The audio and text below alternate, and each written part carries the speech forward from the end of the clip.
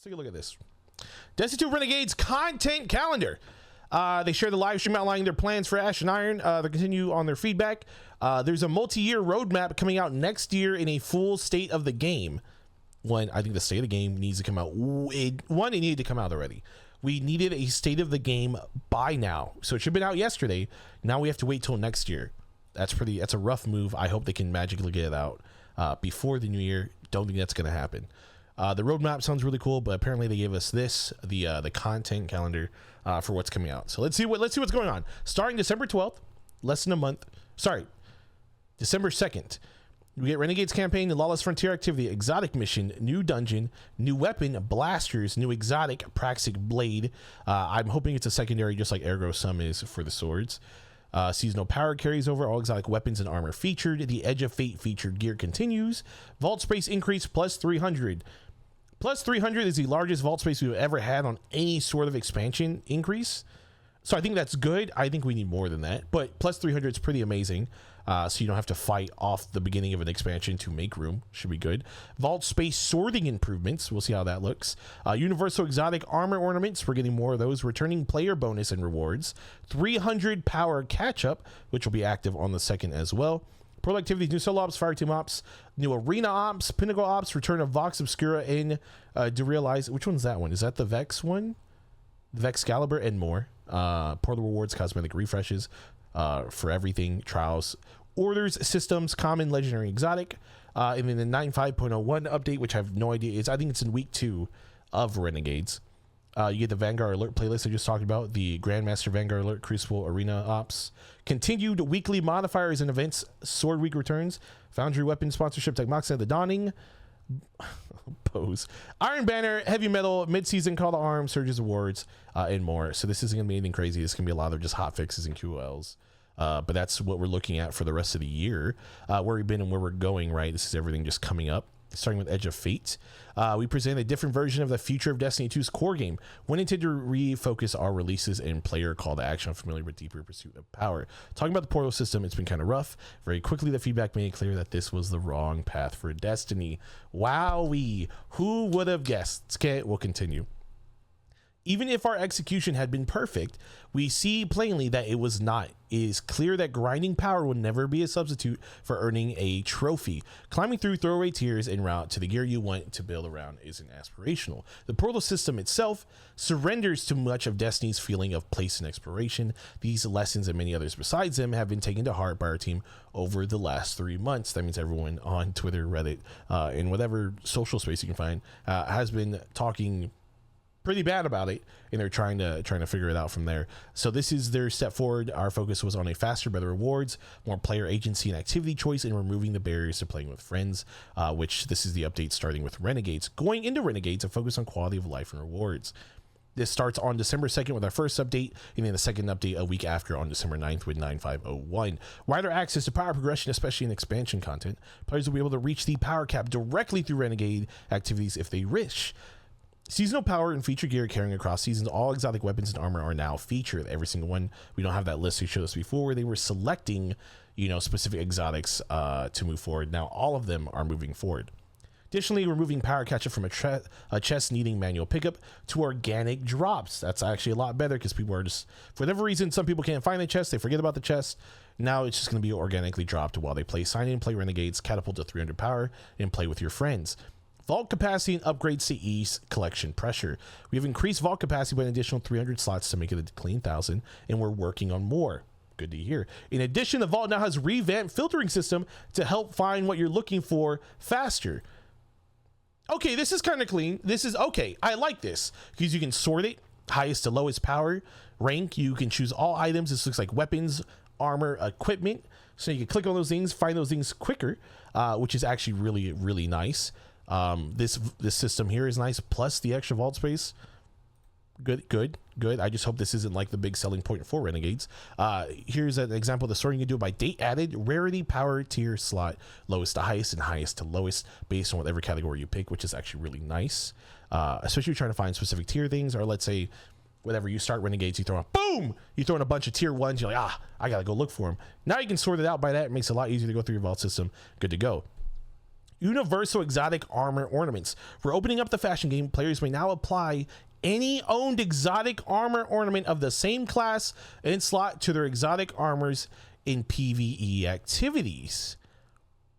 No, armors will continue to show the base aesthetic in PvP activities to avoid confusion in combat.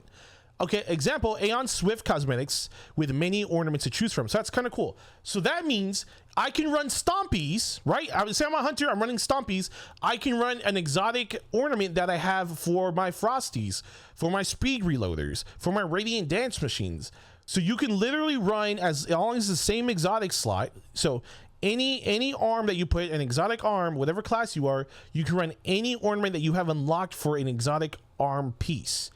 It's an interesting change and it's good. What they just said is going into PvP, it's going to showcase the base exotic to them, which is actually kind of cool. I think this is a cool thing because one, some of the exotics look horrendous. I think they look horrible.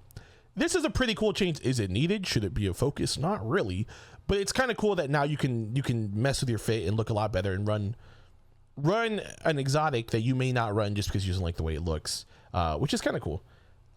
Why though? Who asked for this? It's just a QOL change. I think it's a cool one. It's a pretty normal change that a lot of MMOs have, right? If you unlock a cosmetic, it doesn't matter what it is, you can put that cosmetic on it. So they're trying to do that because what it does is, right? Hear me out. This is boom, bam, money. They need money. There could be a really cool ornament for an exotic you don't use, right? Let's say you're running a chess piece, right? There's a really cool ornament that comes out for I don't know, the Crest of Alpha Lupi, but you run a different chest piece, but you like the way the ornament looks. Now you can put that ornament on whatever chest exotic you're running, even if you don't run that exotic. So it means you can now spend more money to look cooler, and that's what that means. So that's what the change is there for. They need it. So that's what that change does. It means like if I see a really cool ornament for bouncy knife exotic or young arms of arm car, but I don't run that, I could put it on still, and I will spend money for something I wouldn't have bought because I don't run the exotic, but now I can run that ornament. So that's what it means. So this is Renewal Grasp, and then it's on Aeon Swifts. So it's essentially a way for them to make some more money. I don't think it's not a change that should be like highlighted, but it's a cool change because now I can run my Stompies, but run my Radiant Dance Machine ornament. Well, I don't even know if RDMs have an ornament. Whatever. I can run whatever I want and look cool. Fashion. Cool. That's all Destiny means anyways. Numerous sandbox buffs, existing exotics and legendary archetypes, weapons, armor, and more are getting to pass to give you more reason to pull out old favorites. Kind of cool. We're not going to read that right now. It's on the dev insight that came out a couple days ago. Reintroducing weekly objectives. I think it might have been yesterday. Reintroducing weekly objectives to supply weekly rituals. Vanguard alerts will bring back some Nightfall vibes. Check the twid. Okay. Arena Ops bringing select 6-player seasonal activities such as Catch Crash for a larger fire team fun. In development example of Vanguard alerts. So that's cute. That's a cute little picture. So it's an alert system. Essentially, you're getting rewarded to go and do these things a little bit more and knocking them out. So it's just an alert, like in any other game where they're trying to say, oh, randomly, boom, bam, Zavala calls your phone, hey man, I need you to come curb stomp some Cabal, and you get extra rewards for it. It's a cool little system. We'll see how it plays out. Let's see how rewarding it actually is. These are the Vanguard orders, which I think is super cool. It's a new way to grind out a lot of Bright Dust, kind of similar to the Pathfinder system we had before, but it should be better. It should offer a lot more in terms of gear, materials, and Bright Dust. So I'm kind of excited for it. I just hope it doesn't make it impossible to actually get things done, and that's what I'm worried about. Here is the Arena Ops screen. Join a large group of light bearers executing Vanguard operations around Soul and crushing Earth's deadliest foes. This is actually a really cute picture. Nightmare Containment, Astral Alignment, and Catch Crash. So it's a way to do older things that are being brought back into the game, but also to queue up and knock them out and get rewarded for those things via Arena Ops. So this could be cool. Some more stuff to do on the daily. So like obviously when we check in, people like check their portal, like I'm gonna do these things and hop off the game. But now there's other things they can go ahead and do and knock out with their friends. We all know most of y'all don't have any, but this is a way for you to make some because matchmaking will be turned on. New legendary weapons and armor sets to earn across the portal. Why'd you put that in chat? Alongside new looks to earn Renegades content, we're adding multiple theme sets to expand upon your cosmetic chase. Upcoming events. Why did you post that? Okay, upcoming events.